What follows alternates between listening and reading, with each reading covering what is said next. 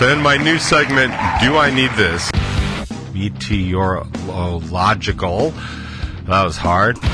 Two solstice, I guess, solstices. The equinox, the equinoxes. He loves conflict of interest because it seems to be one of the only things he's really good at, actually. Every time I hear about the Trump transition, don't you just laugh a little bit inside? You'd be mistaken. I really haven't a clue, and that's okay too. I hope you have a shoe. What do you want to do? See that? 4 rhymes. I'm just going to go ahead and completely make up some words. Hard Rock Lunchbox.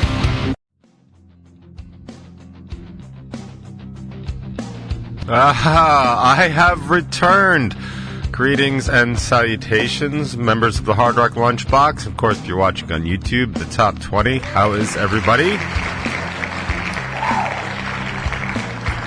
If you are in the Christian practicing world, you are a day outside of Christmas, the celebration of the birth of our Lord and Savior.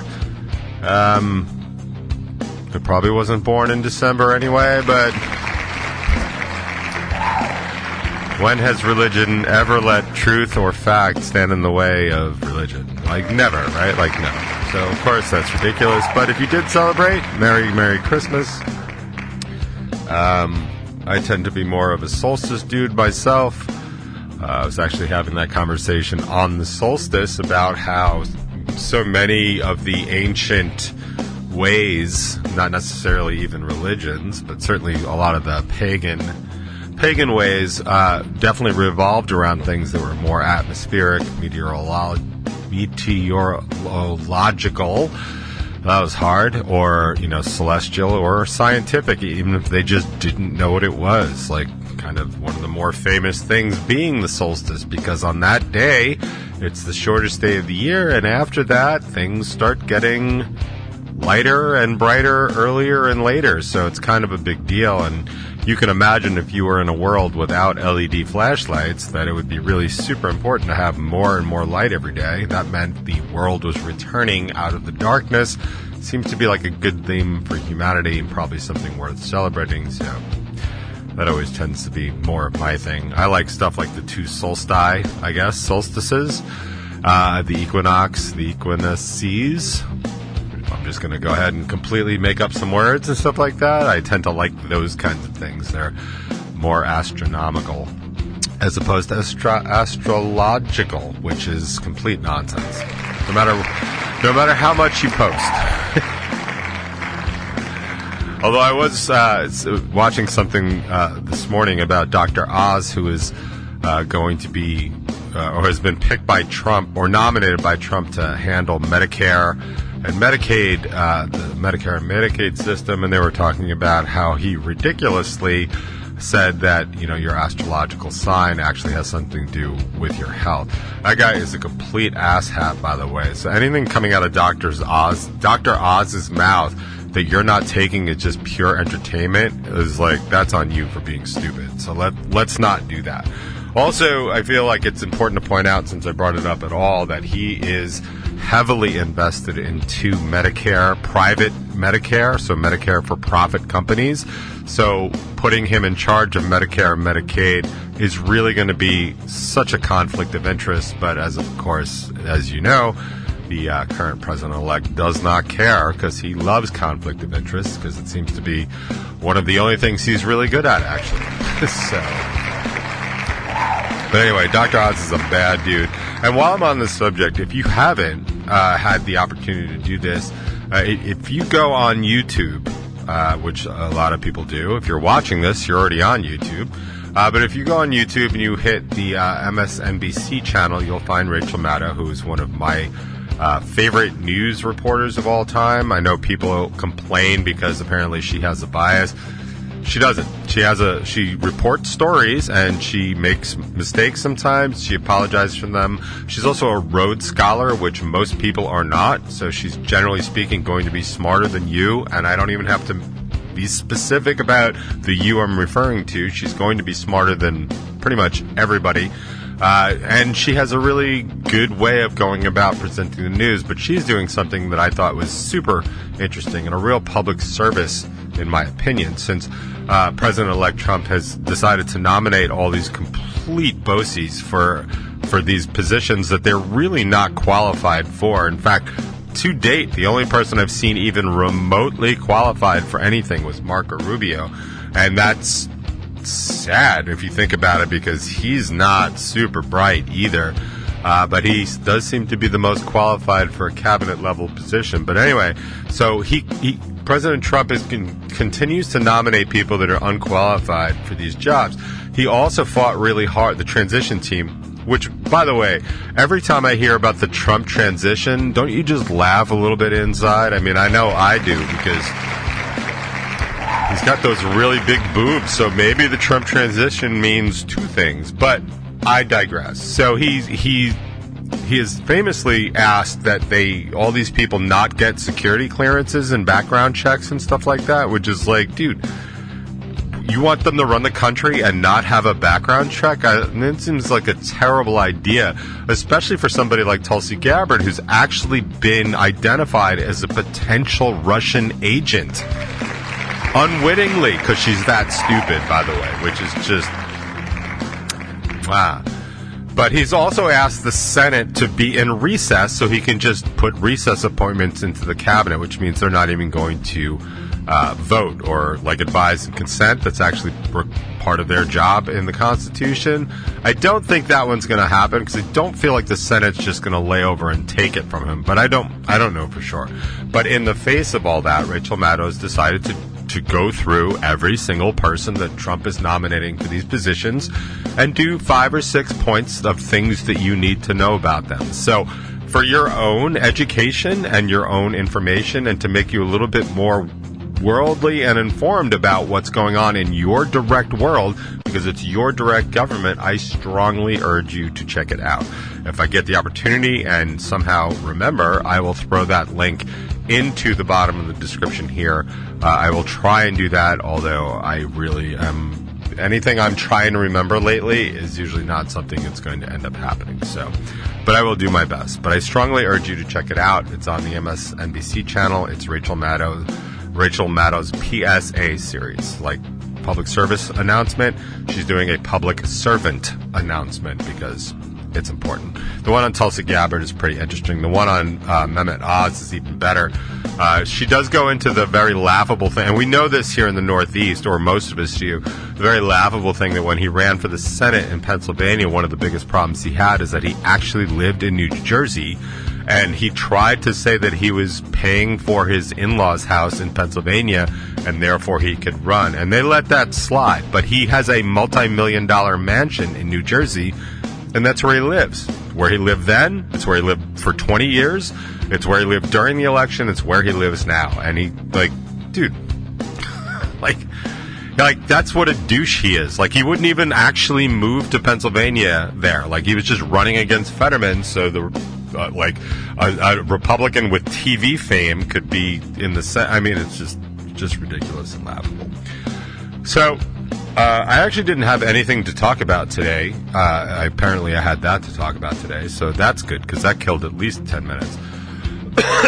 But what I thought I would do is this. Now, at first, this is going to be terrible on radio, and I apologize for that, but it will be worth your while to check it out on YouTube by next Thursday, because when I post the top 20. So, Kaz... This is my Christmas present from Kaz. Now, I know it looks like a lightsaber. It is not, although it is close to a lightsaber for sure. But it is a light stick. And he says I needed it for my show. And I am not here to disagree. I think I could very well need it for my show. I have no idea. But you people are the ones that tend to be vocal about what I do and don't need for my show. So I figured I would just kind of plug this in. It's super easy to set up. I already tested it to make sure it works and stuff. But I'm just going to put it on here. And then what we can do... Now, normally it would just, plug into something else. But I'm just, an actual thing. But see that? See? Whoa, right? That's pretty cool. I mean, not for you guys on radio. For you guys on radio, this is not good. So you're really going to have to tune it. Now, I could just I could do that. I could, hang on. I could turn this off. I don't know if that's any better. I definitely feel like I'm in Star Wars somewhere. Now, the cool thing about it is it does change colors. Now, I don't know how well you can see that. I mean, you know what? Maybe I should just do it this way. Is this better? No, of course it's not better. No? Yeah. So I kind of, Luke, I am your father, Luke. Yeah, so it's like that. But I can control it. Unlike pretty much anything else in my life. I can control it from my phone. So I'm going to pull up the app. I know this is great for radio.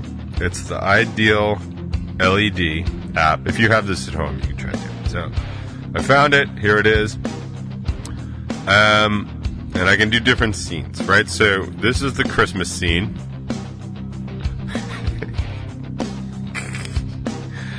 And it's got different ones of these, right? Like slow, like, there we go. Like slower. I can go faster, like that. Like, I don't know if we want to throw the audience into an epileptic fit. I mean, I'm not opposed to it, but so that's the Christmas tree scene, and you can tell because it's that, right? So there you go. But it's got, there's a picket fence one. That's also kind of Christmassy though. Yeah. All that. But there's like all these other, like this is like for a race car.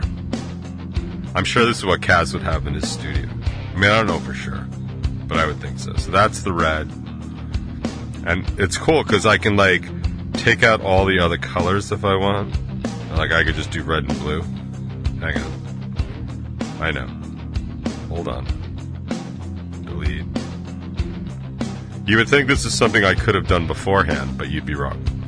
So this is supposed to just be red and blue. And there's like a lot of green. I don't know why that is. My light stick is not listening to me, ladies and gentlemen. That is no phrasing whatsoever. But like I could do this with it. So I guess the question I have, and you can let me know next week. I really have no way to show you this on radio. Because that is for ears only. But I guess... do I need this? Could this be my new segment? Hold on.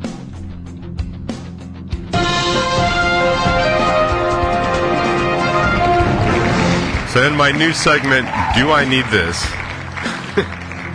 Or I guess this could be the old segment, does it box? I could do that. But do I need this? That is the question of the day. I'm gonna mess this up. Hang on. Put this over here. Headphones over it. So I'll have to get it like I need like a box for it. I don't have a box. So here's the plan. Alright, I'm back. So here's the plan. So I already have this pole behind me. That's very hard to move because it's holding up the basement. So that's going to stay for sure. So I could either balance myself out, put this on a stick or a box and have it here for the show. I guess I could put it in front of the pole already. Hold on. Maybe I could do this. I could put it here. Hang on. This might work. So, nope. Hang on. Now I could put it... Alright. I could put it in front of... No. Hang on. Put it in front of the existing pole. Ooh, now that's an idea. What do you think of that? Maybe?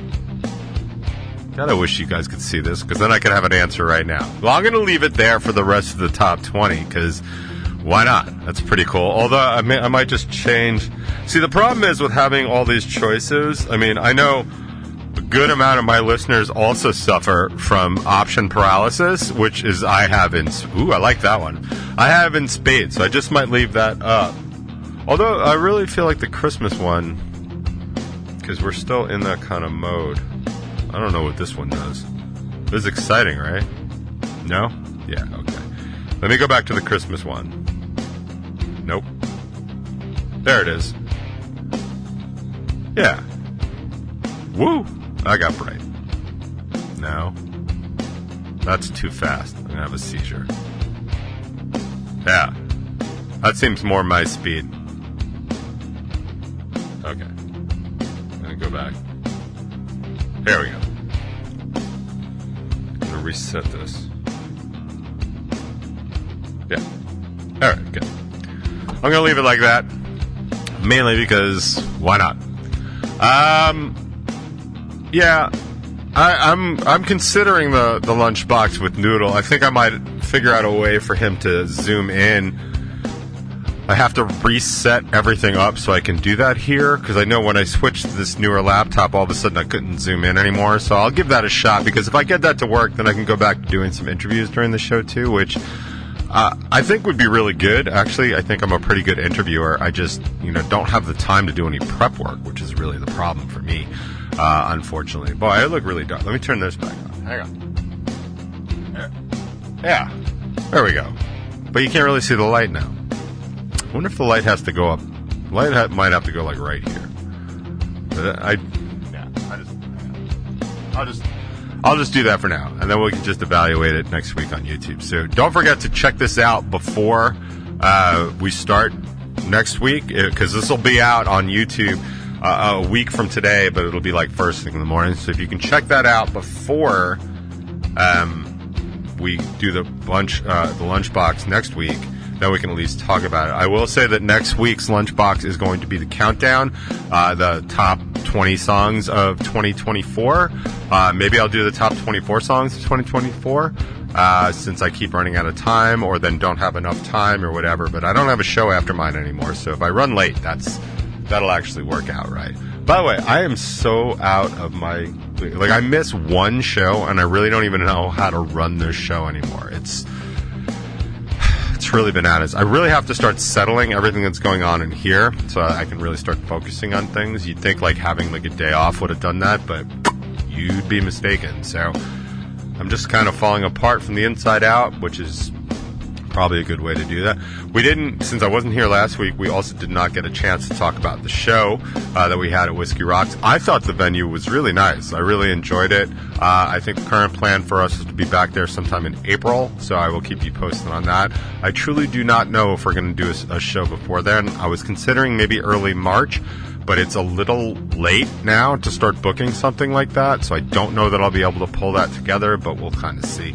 I'm hoping to do a bunch more shows in 2025. It's just, I am so goddamn busy so much of the time that it just takes too much work for me to do those things. So I'm looking to maybe, like, hop on some other shows as they happen, because it's a lot easier on me to do that. So if there's any bands listening, that want Revel 9 to hop on a show, like anywhere in the region, honestly, I'm totally down. I'm super, super down with that.